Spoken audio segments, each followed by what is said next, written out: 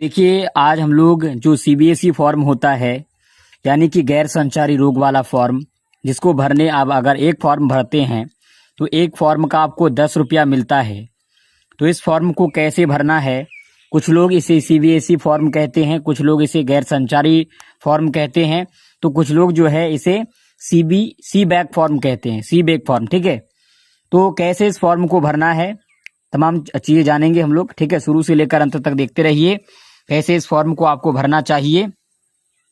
देखिए, तो चलिए शुरू करते हैं। उसके लिए सबसे पहले देखिए, सबसे पहले है सामान्य जानकारी। सामान्य जानकारी में जैसे आशा का नाम, यानी आपको अपना नाम डालना है। उसके बाद ग्राम, ग्राम यानी कि जो है किस क्षेत्र में आप सर्वे करने के लिए गए हुए हैं वो आप डाल दीजिए। उसके बाद एएनएम का नाम, इस क्षेत्र की एएनएम कौन है, यानी कि आपके क्षेत्र में टीकाकरण करने के लिए कौन एएनएम आती है, उसका नाम डालिए।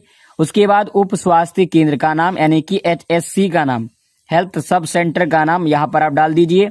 उसके बाद प्राथमिक स्वास्थ्य केंद्र का नाम, यानी कि आपकी पीएचसी का नाम, और तिथि कब आप ये सर्वे कर रहे हैं वो डेट डाल दीजिए।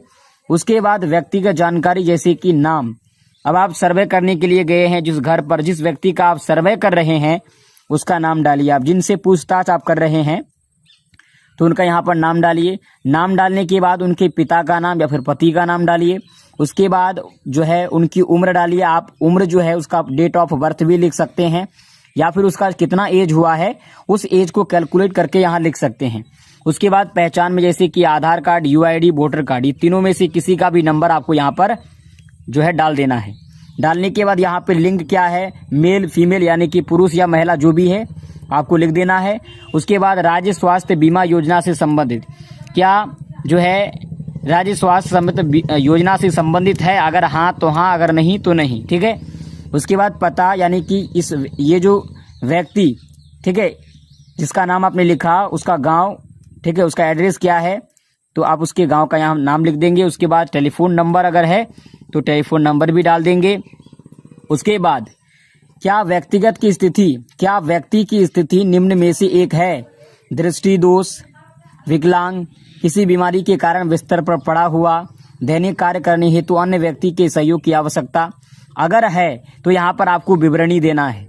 ठीक है, अगर नहीं है तो नहीं लिख देना है। ठीक है, अब नीचे चलते हैं। तो नीचे देखिए, नीचे है भाग ए, संभावित जोखिम का आकलन। जैसे कि आपकी उम्र क्या है वर्षों में, यहाँ पर हमने जिस व्यक्ति का नाम लिखा है उसका उम्र क्या है। अगर 0 से 29 वर्ष का है तो 0 पे घेरा लगाइए। अगर 30 से 39 वर्ष का है तो 1 पे घेरा लगाइए। 40 से 49 वर्ष के बीच का है तो 2 पे घेरा लगाइए। अगर मान के चलिए कि कोई व्यक्ति 0 वर्ष से 29 वर्ष के बीच का है तो हम घेरा लगाएंगे, और अगर 29 वर्ष का भी है तो हम लोग 0 पे ही घेरा लगाएंगे। ठीक है, तो इस तरह से इसको आप घेरा लगा देना है। उसके बाद दूसरा देखिए, क्या आप धूम्रपान रहित तंबाकू उत्पाद जो है गुटखा का सेवन करते हैं। अगर कभी नहीं किया है तो 0, पूर्व में करते थे यानी पहले करते थे लेकिन अभी कभी कभी करते हैं तो उसके लिए 1। तो उसके पूछने के बाद जिस प्रकार से वो बताएगा उसी तरह से आपको घेरा कर देना है।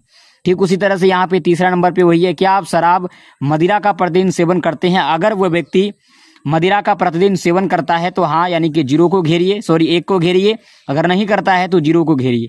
उसी तरह से कमर का माप, जैसे कमर का माप महिला के लिए इधर दिया हुआ है और पुरुष के लिए इधर दिया हुआ है, तो आप जिस व्यक्ति का जो है जिनसे पूछ रहे हैं उनकी आप कमर की माप यहाँ पर जिस भी हिसाब से होगा उसको घेरा लगा देंगे। उसके बाद क्या आप सप्ताह में कम से कम 150 मिनट शारीरिक गतिविधि यानी फिजिकल एक्टिविटीज करते हैं।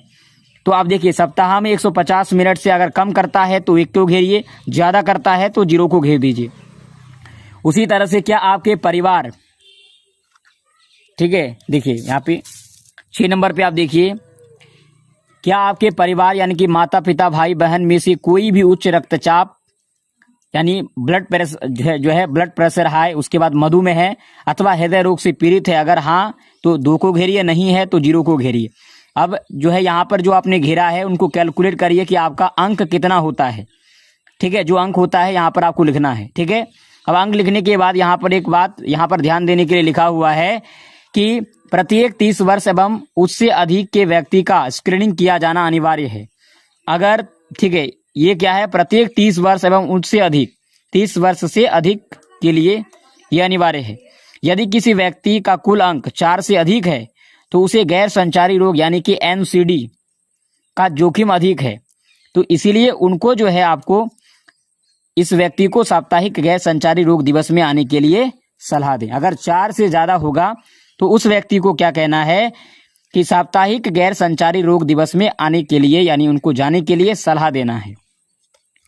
ठीक है, अब देखिए नीचे भाग बी, समय पर बीमारी का पता लगाना। नीचे दिए हुए लक्षणों के बारे में व्यक्ति से पूछें। अब आपको पूछना है उनसे, अगर महिला है, ठीक है, महिला व पुरुष दोनों के लिए है, क्या सांस लेने में तकलीफ या सांस फूलना है? अगर ऐसा होता है तो हाँ लिखिए। यानी ये सारी जो लक्षण लिखे हुए हैं, इन लक्षणों को आपको उनसे पूछना है, इन लक्षणों के बारे में कि क्या आपके साथ इस तरह का होता है। अगर वो नहीं कहे तो नहीं लिखना है, अगर हाँ कहे तो हाँ लिखना है आपको। उसके बाद अब अगला पेज देखिए हम लोगों का, अगला पेज में देखिए, अगला पेज में है B1, महिला व पुरुष दोनों के लिए। ठीक है, इसमें देखिए जैसे कि क्या आप वर्तमान में टीबी रोधक दवाएं ले रहे हैं? ठीक उसी तरह से आपको पूछते जाना है और हाँ या नहीं आपको लिखते जाना है। अगर उस व्यक्ति का जवाब हाँ होता है तो हाँ लिखना है, नहीं होता है तो नहीं लिखना है। ठीक है, उसी तरह से अब यहाँ पर सिर्फ केवल महिला के लिए है, ये कॉलम जो है ये पुरुषों के लिए नहीं है। ये बात ध्यान रखने वाली है कि यहाँ पर जितने भी कॉलम दिए गए हैं ये सिर्फ महिलाओं के लिए ही है, ये पुरुषों के लिए नहीं होगा। अगर आप पुरुष के लिए ये फॉर्म भरते हैं तो इसको आप नहीं भरेंगे, इसको छोड़ देंगे।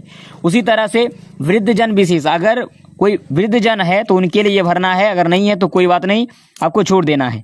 उसी तरह से यदि उत्तर हाँ है, अगली कार्यवाही का सुझाव दे, बलगम का नमूना संग्रह कर, ठीक है, निम्नवत टीबी परीक्षण केंद्र में जांच के लिए भेजें। यदि उत्तर हाँ है तो एएनएम द्वारा परिवार के अन्य सभी सदस्यों में इस रोग की जांच करना चाहिए। यदि महिला में ये लक्षण हो तो उन महिलाओं की जानकारी आशा फैसिलिटेटर को उपलब्ध कराई जाए। ठीक है, उसी तरह से उसके बाद है भाग सी, फेफड़ों संबंधी रोगों के जोखिम जो सही हो उस पर सही का निशान लगाइए। यानी क्या करना है, खाना पकाने के लिए किस प्रकार के ईंधन का उपयोग किया जाता है। अब यहाँ पर जिस प्रकार से उनसे पूछने के बाद आपको पता चलता है, मान के चलिए कि उनका कहना है कि फसल के बचे हुए अवशेष, तो फसल के बचे हुए अवशेष पे आपको टीका लगा देना है।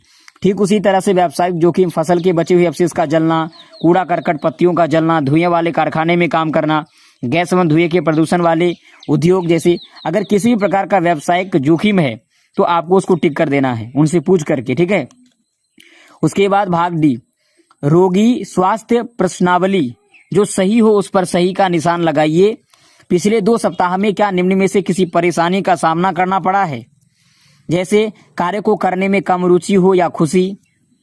अगर पूछना है उनसे, पूछने के बाद अगर बिल्कुल नहीं तो 0, अगर मात्र कुछ दिन तो +1, आधे दिनों से अधिक तो +2, लगभग प्रत्येक दिन तो 3 को टिक कर देना है।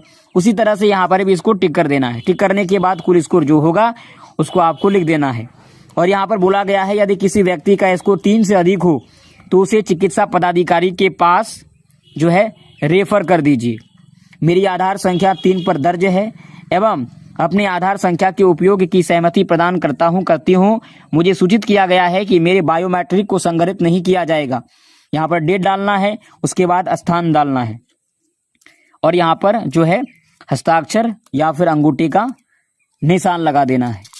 और देखिए यहाँ पर जो है जैसे कि 3 नंबर में बोला गया, यहाँ पे जो आधार नंबर लिया गया है, अगर ये आधार नंबर, ठीक है, यानी कि यहाँ पर जो है एक, जैसे कि यहाँ पर आप देख रहे हैं मेरी आधार संख्या 3 पर दर्ज है एवं अपने आधार संख्या के उपयोग की सहमति प्रदान करती हूँ। यानी ये जो लाभार्थी है ये जब इस पर सिग्नेचर कर देगा तो इसका मतलब जो है इन्होंने ये एक्सेस कर दिया, ये अनुमति उन्होंने दे दिया कि मेरा आधार नंबर जो है चेक के लिए इस्तेमाल किया जा सकता है। और मुझे सूचित किया गया है कि मेरा जो बायोमेट्रिक डिटेल है वो संग्रहित नहीं किया जाएगा। तो इस प्रकार हम लोगों ने जो गैर संचारी फॉर्म है, एनसीडी वाला फॉर्म है या फिर कुछ लोग इसे सीवैक सीबीएसई फॉर्म कहते हैं, तो इस प्रकार हमने आज जो है गैर संचारी वाला फॉर्म भी भरना सीख लिया। अगर आपको कोई और फॉर्म भरना सीखना हो तो उसके लिए आप हमें कमेंट बॉक्स में ज़रूर बताएं। हम आपको बिल्कुल बारीकी से इसी तरह से आकर के सारी चीज़ें A to Z बताएंगे किस प्रकार से आपको भरना है। तो फिलहाल चलिए, अगर आपको वीडियो अच्छा लगे तो प्लीज़ वीडियो को लाइक कीजिए, और अगर आप नए हैं तो प्लीज़ चैनल को सब्सक्राइब करना मत भूलिए। Thank you.